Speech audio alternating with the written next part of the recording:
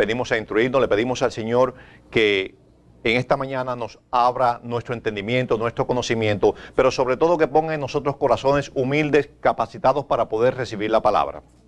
Y antes de leer la palabra, hermanos, y antes de comenzar a hacer nada, le voy a pedir al Señor que nos ponga a todos en el mismo canal y en el mismo sentir.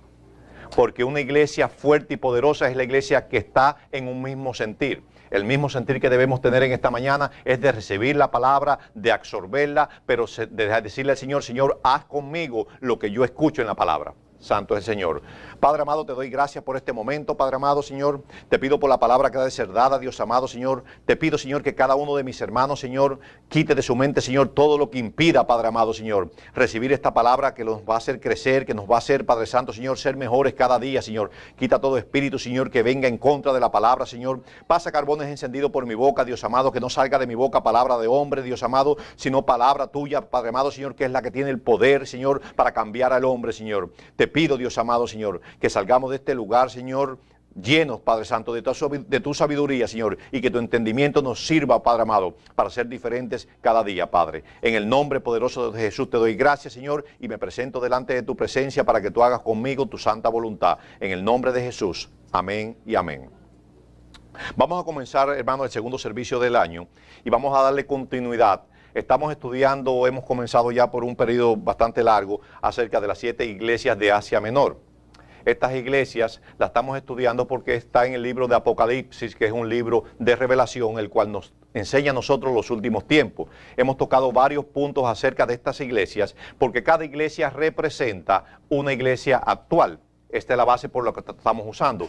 Y nosotros nos vamos a dar cuenta en este proceso, cada vez que estudiemos una iglesia diferente, cuáles son las áreas que la iglesia necesita edificar y cuáles son las áreas que la iglesia necesita quitar para que la presencia de Dios sea manifestada entre nosotros. Hoy nos va a tocar la iglesia de Esmirna, perdón, de Tiatira.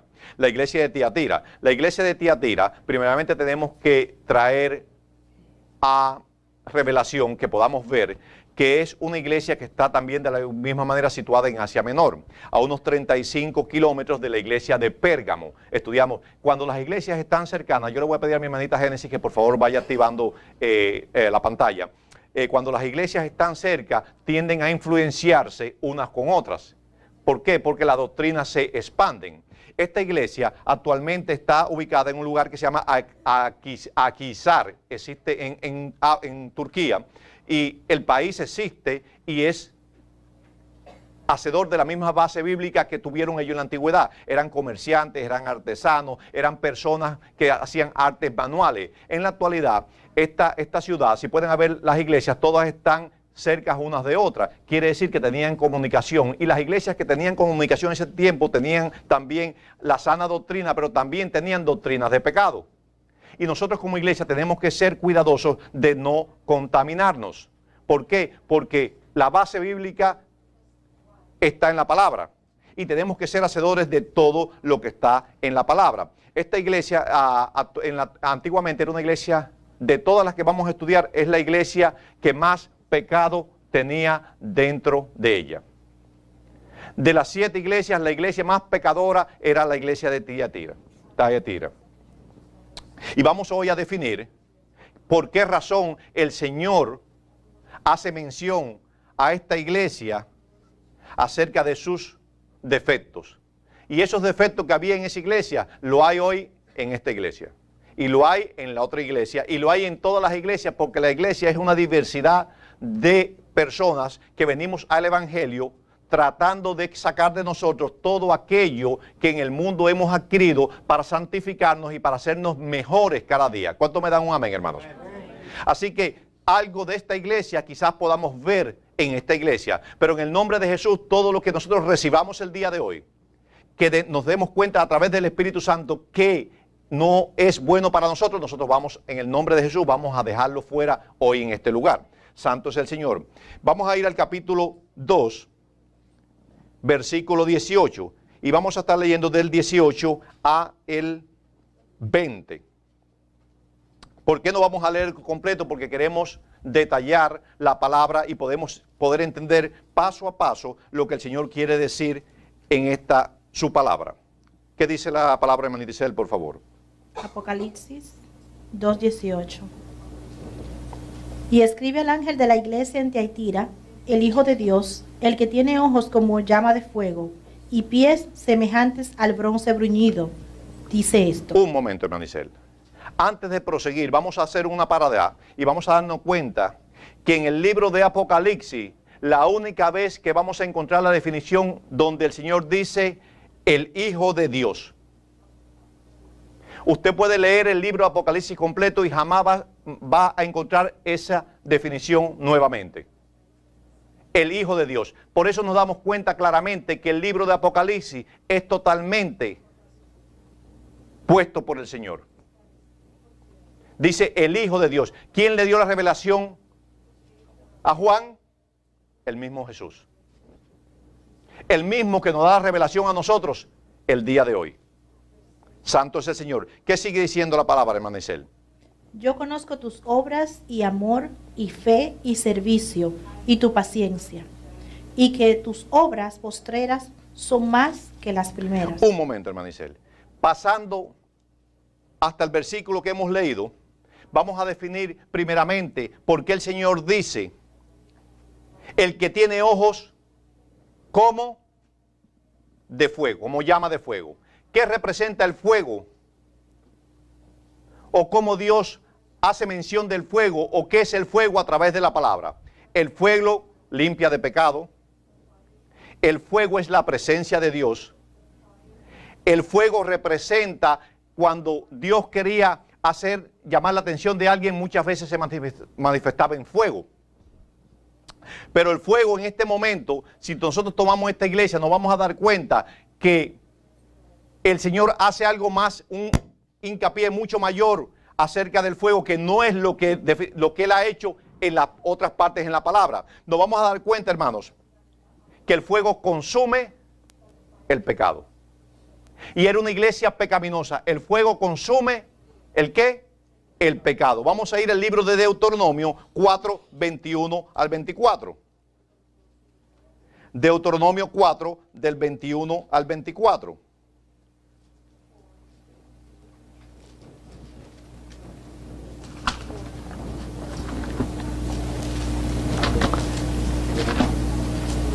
Deuteronomio 4, 21 al 24. Vamos haciendo una base para poder entender el mensaje a la iglesia. ¿Qué dice la palabra, hermana? Y Jehová se enojó contra mí por causa de vosotros, y juró que yo no pasaría el Jordán, ni entraría en la buena tierra que Jehová tu Dios te da por heredad. Así que yo voy a morir en esta tierra, y no pasaré el Jordán, mas vosotros pasaréis, y poseeréis aquella buena tierra. ¿De quién está hablando el Señor en este capítulo? Está hablando de quién? De Moisés. Moisés había violentado el pacto que Dios había hecho con él. Y qué triste, hermanos, para cada uno de nosotros, que si el Señor es fuego consumidor, que nosotros a la final perdamos la batalla. Qué triste para nosotros que nos suceda como Moisés, que Moisés, después de haber tenido la promesa de llegar a la tierra prometida, el Señor se le revela y le dice, no vas a llegar ni la vas a poseer. La salvación es de igual manera. Tenemos la salvación adquirida por la gracia en Cristo Jesús, pero también, hermanos, tenemos que ser cuidadosos de andar derecho en nuestras vidas. ¿Qué sigue diciendo la palabra, hermano Isel? Guardaos, no os olvidéis del pacto de Jehová vuestro Dios, que Él estableció con vosotros, y no os hagáis escultura o imagen de ninguna cosa que Jehová tu Dios te ha prohibido. Porque Jehová tu Dios es fuego consumidor, Dios celoso. ¿Qué dice la palabra? Jehová tu Dios es ¿qué? Fuego consumidor. ¿Qué iba a consumir? ¿O qué trataba el Señor de explicarle a esta iglesia? Que Él con sus ojos de fuego, Él veía más allá de la fachada primera de la iglesia. Porque los ojos del Señor ven nuestra apariencia personal, ven nuestro corazón, ven todas las cosas que otras personas nos pueden ver en su capacidad humana. Y Dios mira también nuestro pecado. El Señor con sus ojos de fuego mira nuestro pecado y el pecado es consumido por el fuego. Vamos a ir, hermanos, a 2 de Pedro 3:7. 2 de Pedro 3:7.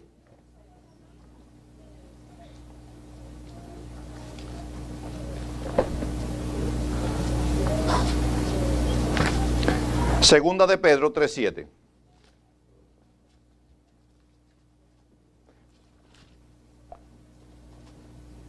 ¿Qué dice la palabra, hermana Isel? Pero los cielos y la tierra que existen ahora están reservados por la misma palabra, guardados para el fuego en el día del juicio y de la perdición de los hombres impíos. ¿Qué estaba diciendo el Señor a la iglesia de Tiatira? Le estaba diciendo, yo estoy mirando con mis ojos el pecado en el cual esta iglesia está viviendo. Y al final las voy a consumir. Es lo que el Señor está hablando a la iglesia en el día de hoy. Si estamos sentados en este lugar, hermano, estamos con el propósito, siempre lo repito, porque esto es lo que el Señor nos ha llamado, con el propósito de alcanzar nuestra vida eterna y de ser salvos. Es el propósito porque estamos reunidos en este lugar. El resto, el Señor va añadiendo y va poniendo y va quitando y va haciendo su santa voluntad en nuestras vidas. Pero el propósito es poder llegar a esa tierra prometida que tenía Moisés, que representa la vida eterna para nosotros. Nada que nosotros hagamos, hermanos, en nuestras vidas está fuera de la cobertura del Señor. Todo el Señor lo ve. Sus ojos son fuego y fuego que penetra hasta nuestro corazón. Santo es el Señor. Vamos a volver al libro de Apocalipsis nuevamente. Y vamos a ver por qué el Señor dice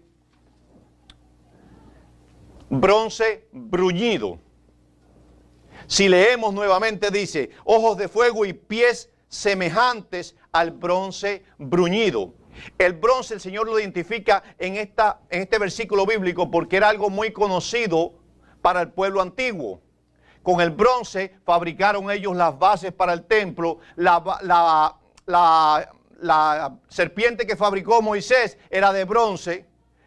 El alabastro donde se podían a lavarse las manos era de bronce. Era un mineral muy común en ese tiempo. Pero aquí el Señor dice que como pies como de bronce. ¿Para qué? Para aplastar el pecado de aquella iglesia. Porque independientemente de ser un material que es vistoso, es fuerte. Es fuerte para pisotear el pecado. En la antigüedad también las mujeres israelitas cogían el bronce, lo pulían, por eso dice como bronce bruñido, y lo pulían a tal manera que se hacían espejos, porque en ese tiempo no se conocía el cristal. Y a través del bronce ellos podían ver su figura. Y podían ver su reflejo. Y el Señor es claro en la palabra, hermanos. El Señor aplasta el pecado de la iglesia y aplasta el pecado del ser humano. Tenemos que vivir vidas en santidades para poder ver las cosas que Dios va a hacer a través de todos nosotros, porque cada uno de nosotros en este lugar está bajo el propósito de Dios. Tenemos que cambiar nuestras vidas. ¿Por qué? Porque estamos mal. Estamos caminando buscando, hermano, cada uno de nosotros la perfección. Nunca la vamos a alcanzar, pero estamos en ese camino y en ese camino vamos a ir quitando todas las cosas que impiden que reflejemos la luz de Cristo. Santo es el Señor. ¿Qué sigue diciendo? Dice, yo conozco tus obras, tu amor, tu fe, servicio, tu paciencia, y que las obras postreras son más que las primeras. Aquí hay algo que se violenta, que es totalmente diferente. Una iglesia comienza como esta iglesia. Estamos ahora en un tiempo donde todo lo hacemos en el amor de Cristo. Todo es bonito y vamos en orden ascendente. Pero ¿qué sucede cuando la iglesia se establece? Cuando la iglesia crea raíces, se hace fuerte y poderosa. Hay muchos principios que se utilizaron en el principio para atraer las almas que ya dejan de ser y llegan a ser obsoletos. No sé si me entienden esta parte. Llega el hermano por esa puerta, están los diáconos y le dan un abrazo y le dan un saludo y le muestran el amor de Cristo porque están llenos de Él. Pero cuando las iglesias crecen a un punto donde no se toma control de la base principal que es el amor, ¿qué pasa? El hermano pasa por la puerta y cuando pasa por esa puerta se convierte en un número. Un número más.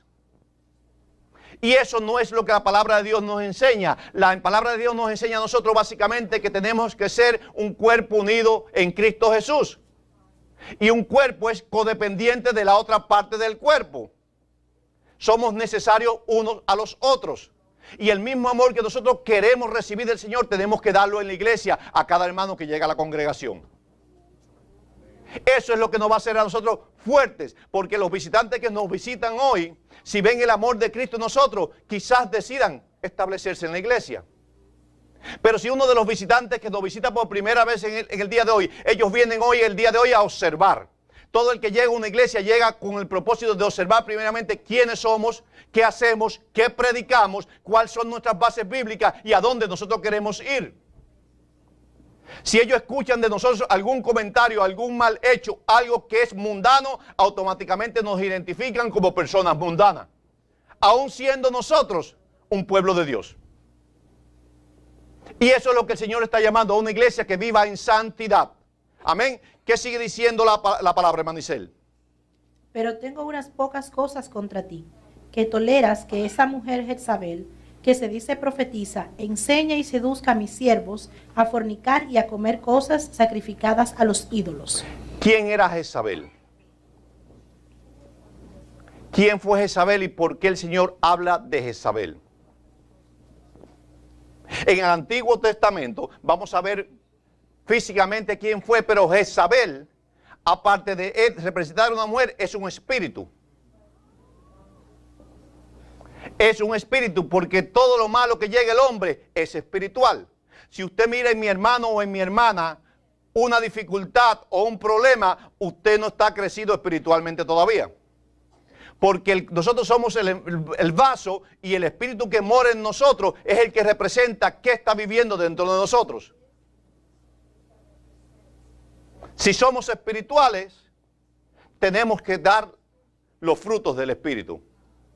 Pero si somos carnales, vamos a tener y manifestar las obras de la carne. Entonces, el Señor dice claramente, pero tengo algunas cosas, pero tengo unas pocas cosas contra ti que toleras. ¿Qué es la tolerancia? La tolerancia es la herramienta más efectiva que tiene el enemigo dentro de la iglesia y el pueblo de Dios. Vamos a definir primeramente qué es la palabra tolerancia, por si no lo conocemos. Tolerancia es soportar, es admitir o permitir una cosa que no gusta o se aprueba en todo. ¿Somos tolerantes a qué? Si en la iglesia hay pecado, como obviamente sabemos que hay pecado en la iglesia, te vamos a amar, pero no vamos a tolerar tu pecado. Cada uno es responsable de cargar con su pecado. Dentro de la iglesia te vamos a amar, pero te vamos a instruir a través de la palabra en qué área tú estás pecando. Y no vas a formar parte del propósito de Dios hasta que tú no dejes tu vida pecaminosa. Porque Dios no usa el pecado para representar su presencia. Dios usa la santidad para representar su presencia.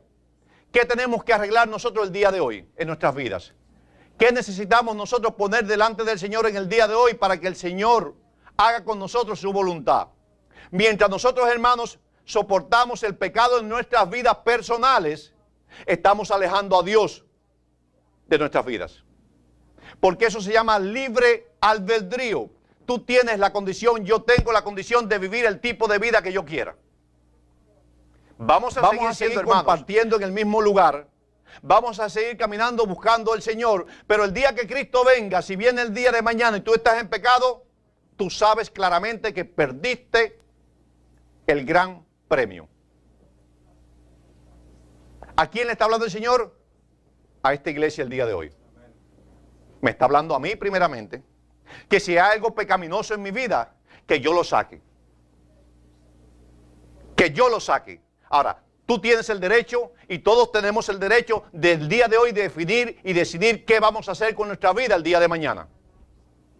Respetar una persona, las opiniones, ideas o actitudes de los demás, aunque no coinciden con las propias. La palabra de Dios es un libro que no se le quita ni se le pone. Cuando tú estás conversando con personas, si tú no quieres dar una opinión, mejor quítate y apártate. Pero no aceptes delante de la gente que alguien venga a inducir, a poner en ti algo que tú has aprendido en la palabra que no va acorde con ella. Y el pueblo de Dios muchas veces se hace, como decimos, el de la vista gorda y permite cosas que nosotros sabemos que nos lleva a muerte y a muerte eterna. Tenemos que hablar la palabra tal como lo dice aquí. Jezabel fue una mujer que era de la tribu de los sidonios.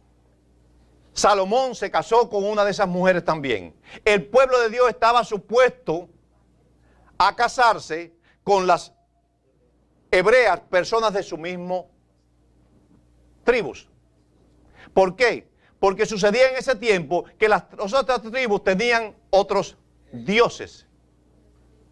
Y esto es para la iglesia de hoy. Si en esta iglesia hay algún joven que todavía no tiene su pareja y tú quieres buscar una pareja, búscate una pareja con tu mismo sentir. Porque si tú miras y te casas con alguien que no va acorde con el principio que tú has aprendido y te enamoraste de la persona por su condición física, quiero decirte, joven o jovencita, que vas a sufrir. Porque en el proceso que esa persona, el Señor lo toma y lo pone en su lugar, vas a tener que sufrir en tu vida todas las consecuencias de aquel que no conoce a Dios. Pero cuando tú conoces del Señor y tú te encuentras una pareja que ha sido crecida en el Señor, entonces tu vida va a ser más fácil. ¿Qué sucede con todos aquellos nosotros que no conocíamos al Señor y nos casamos con una persona que tampoco conocía al Señor? Sufrimos, pasamos y todavía el día de hoy tenemos situaciones adversas a lo que la palabra dice. Entonces este consejo es para los jóvenes de la iglesia. No mires al joven por cómo luce, o si es nice, o si búscate una persona de tu misma tribu. Porque vas a ser bendición para tu familia y vas a ser bendición para tu próxima generación. Esta mujer también, Jezabel como espíritu, tenía algo muy peculiar.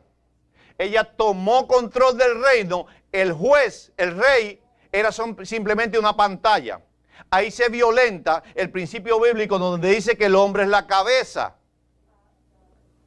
Y lo que no hizo Jezabel, ese espíritu, lo hizo Heronías con Juan el Bautista. La cabeza que iban a cortar del profeta lo hizo ella con Juan el Bautista. Pero vamos a la palabra, hermanos. Vamos a ir al libro de Primera de Reyes.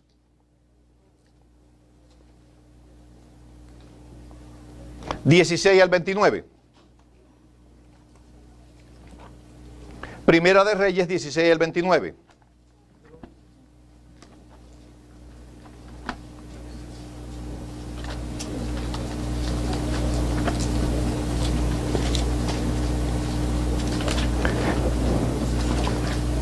Lo bueno aquí, hermano, que aprendemos a manejar la Biblia. Primera de Reyes, 16, comenzando en el 29. ¿Qué dice la palabra, hermano Isel? Comenzó a reinar Acab, hijo de Omri, sobre Israel el año 38 de Asa, rey de Judá. Y reinó Acab, hijo de Omri, sobre Israel en Samaria 22 años. Y Acab, hijo de Omri, hizo lo malo ante los ojos de Jehová, más que todos los que reinaron antes de él. Porque le fue ligera cosa andar en los pecados de Jeroboam, hijo de Nabat, y tomó por mujer a Jezabel, hija de Et-Baal, rey de los sidonios. Y fue y sirvió a Baal y lo adoró. ¿Qué sucedió? Tomó la mujer incorrecta y automáticamente adoró al Dios incorrecto. Pero el Dios en este momento no representa quizás en nuestras vidas un Baal, ni Astarot, ni otro tipo de Dios. ¿Cuál es el Dios de nosotros en el día de hoy, en la civilización que estamos viviendo? ¿Qué nos está apartando a nosotros de vivir el Evangelio como la palabra dice? ¿O qué estamos haciendo nosotros en nuestras vidas que nos impide servir a Dios como Dios dice que nosotros debemos de servirle? ¿Cuáles son los dioses actuales? Hay muchos dioses. Por eso el mundo está tan corrompido como está corrompido. Está el Dios donde nosotros queremos ser mayores unos que otros, acordando nuestra condición económica, o nuestro modo de vivir, o el carro que manejamos, o el esposo que tenemos. Hay muchos dioses en este momento que nosotros tenemos que derribar y tumbar sus altares. Pero el mayor que es nuestro tiempo. ¿Qué hacemos nosotros con el tiempo que el Señor nos regala? ¿Qué hacemos? ¿Cómo nosotros manifestamos el amor de nosotros a Cristo con nuestro tiempo? ¿Podemos hacernos esa pregunta? ¿Qué hemos hecho durante X cantidad de tiempo acordando lo que está establecido en la palabra para que el Evangelio sea predicado en todas partes del mundo? Es una pregunta que dejo abierta. ¿Somos fieles al Señor totalmente? Porque si nosotros adoramos a Dios, tenemos que adorar y hacer lo que dice Él en su palabra. No podemos desviarnos como se desvió Moisés. Tenemos que creerle a Dios, hermanos, y tenemos que poner nuestra vida delante de Él. Tenemos que poner nuestra vida delante de Él. Vamos a ir a Primera de Reyes también igualmente, hermanos. 18, 1 al 4. Y vamos a ver esta mujer, porque estamos definiendo a Jezabel, porque es un espíritu fuerte y poderoso para destruir. ¿Qué dice la palabra, hermana Isel? Pasados muchos días, vino palabra de Jehová a Elías en el 3er año, diciendo: Ve, muéstrate a Acab, y yo haré llover sobre la faz de la tierra. Fue pues Elías a mostrarse a Acab, y el hambre era grave en Samaria. Y Acab llamó a Abdías, su mayordomo. Abdías era en gran manera temeroso de Jehová, porque cuando Jezabel destruía a los profetas de Jehová, Abdías tomó a 100 profetas y los escondió de 50 en 50 en cuevas, y los sustentó con pan y agua. Nótese esto, hermano. Estamos definiendo el espíritu de Jezabel. El rey era la figura decorativa, pero ella tomaba todas las decisiones. Y ella mandó a matar a los profetas. Pero aún el mismo profeta del Señor temió de ella. Aún el mismo profeta del Señor, después de haber matado a todos aquellos que se levantaron, falsos profetas que se levantaron y fueron todos muertos, después de haber hecho aquello, él corrió. Vamos a ver el 19, hermano, 19, 1 y 3. El del mismo Primer Reyes 19, 1 y 3. Estamos buscando la forma de definir esto, hermano. ¿Qué dice? Acab dio a Jezabel la nueva de todo lo que Elías había hecho, y de cómo había matado a espada a todos los profetas. Entonces envió Jezabel a Elías un mensajero, diciendo: Así me hagan los dioses, y aún me añadan, si mañana a estas horas yo no he puesto tu persona como la de uno de ellos. Viendo pues el peligro, se levantó y fue para salvar su vida, y vino a Berseba, que está en Judá, y dejó allí a su criado. ¿Qué nos está diciendo la palabra, hermanos? Que el profeta corrió de la mano de aquella mujer. Pero esa mujer representa también en nuestras vidas desobediencia. Esa mujer representa en nuestras vidas maldad. El día de hoy, hermanos, hay un movimiento muy grande donde todo lo que se ha establecido desde el principio ahora está dando fruto. Comenzó en la antigüedad las mujeres fueron muy abusadas en la antigüedad, demasiado abusadas, y no había ley que las protegiera. Bien abusadas por hombres que no conocían ni el amor ni entendían la palabra y las maltrataban. Y se levantó un movimiento que es el movimiento feminista, donde se dijo que la mujer y el hombre eran iguales. ¿Cuánto entienden esto, hermano? Miren cómo el enemigo trabaja, donde la mujer y el hombre son iguales. y tienen los mismos derechos. Estamos de acuerdo que tienen los mismos derechos delante del Señor, pero no son iguales al hombre. Porque esto ha terminado en el tiempo ahora, por eso le decía que Jezabel es un espíritu, donde la mujer actual entiende que no necesita de su compañero para vivir, que no necesita de un hombre, como estableció la palabra, para hacer su vida. Y eso ha venido degenerando y rompiendo las familias, al punto donde ya ahora cualquier mujer puede decir, voy a tener un hijo y no voy a tener marido. ¿Y qué sucede con esos niños? Se crían en un hogar donde no está establecida la palabra como es. Por eso, hermanos, tenemos que ser cuidadosos. Y esto ha ascendido un poquito más. Si vemos ahora en la actualidad, hermanos, la homosexualidad en las mujeres ha crecido de una manera tan poderosa, mayor que en los hombres. Y quiero que me den un amén. Observen en la calle. Porque eso que se estableció desde el principio ha ido creciendo y ahora la mujer ha tomado el control de lo que el hombre hacía y ha tomado el control dentro de las iglesias. Díganme amén que les voy a explicar por qué le estoy diciendo esto. Los hombres están sentados dentro de las iglesias echándose aire con un abaniquito y las mujeres trabajando para la iglesia. Más fuerte que los hombres. Díganme un amén los hombres, hermanos. ¿Saben qué? Han perdido lo que el Señor dice en la palabra. Porque no eres cabeza en la casa para mandar, ni para que te sirvan el plato de comida. Eres cabeza, dice el Señor, para servir a Dios en el orden que Dios tiene establecido.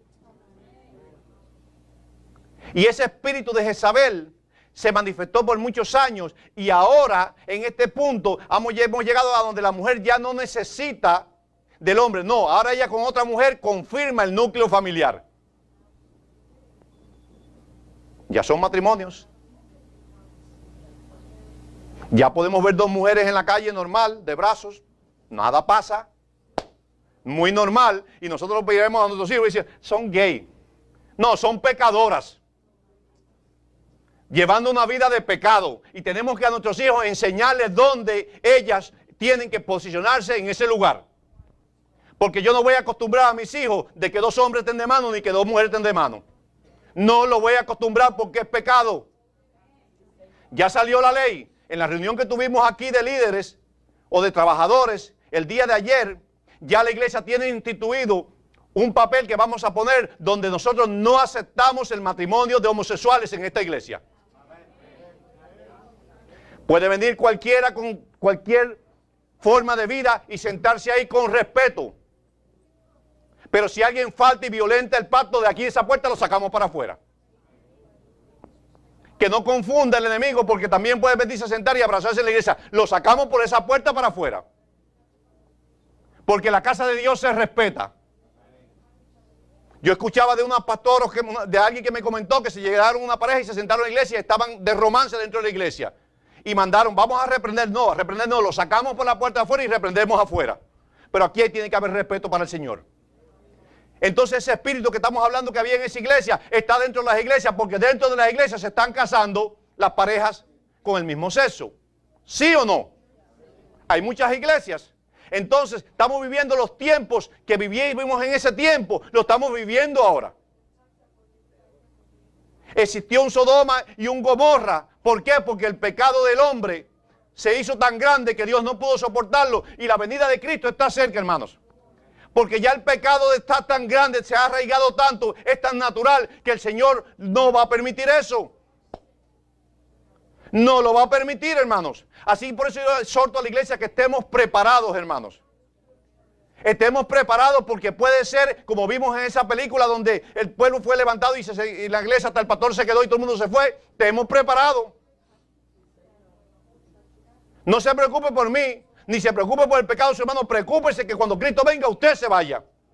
Amarre su lengua, no mire tanto para el lado, mire su vida primera personalmente, saque primeramente la viga que tiene en su ojo, después mire la pajita que tiene el hermano en el otro ojo. Esa es la iglesia que el Señor está buscando. Esto es un año, hermano, donde el pecado se va a crecer y va a crecer y va a crecer y todo está creciendo a pasos agigantados. ¿Por qué? Porque la venida de Cristo está a la puerta, hermano. Seamos nosotros fuente de bendición y palabra fuerte, que donde quiera que lleguemos, hermano, podamos proclamar las buenas nuevas y hagamos la obra del evangelista. Tenemos que hacerlo, hermanos. Tenemos que hacerlo. ¿Qué sucedió en esa iglesia? Si vemos en esa iglesia, el pecado era tanto porque ellos adoraban. Esta mujer tenía su Dios que había adquirido, que era el Dios de la fertilidad. Y en esta iglesia sucedía algo. Eran un grupo de personas que trabajaban con las manos, eran artesanos. Pero habían gremios, habían sindicatos. Si tú no pertenecías al sindicato de ellos, aquí te excluían del beneficio de trabajar en ese lugar. ¿Y qué hacían ellos? Ellos hacían fiestas paganas y en esas fiestas paganas hacían orgías, hacían cantidad de pecados, pero si tú no participabas en ella, te apartaban. Dentro de la iglesia tenemos que cuidar eso también. Si en esta iglesia aquí no se predica la palabra y usted ve que hay pecado, hermano, coja la puerta para afuera y váyase a un lugar donde le prediquen la palabra bien. No se quede aquí por la alabanza, no se quede por el pastor, no se quede porque va a haber una comida después, ni porque están cómodos dentro de la iglesia. Busquen su salvación. Queremos que el pueblo de Dios despierte en eso, porque la iglesia muchas veces, en la actualidad, el enemigo ha confundido y las personas están en las iglesias como un grupo social. Estoy aquí porque son de mi país, o porque me caen bien, o porque me resuelven este problema. No, hermanos, no, preparémonos para el día de la venida de Cristo. Estemos con nuestros ojos abiertos, porque dice la palabra claramente que vendrá como ¿qué? Como ladrón en la noche. En esta iglesia vamos a definir, que primeramente tocamos y definimos cuál es el propósito de Dios con esta iglesia: identificar el pecado. Identificar el pecado en la iglesia. Y vamos a identificar en nuestra vida el día de hoy, hermanos, en el amor de Cristo, qué necesitamos hacer para que nuestras vidas se arreglen delante del Señor.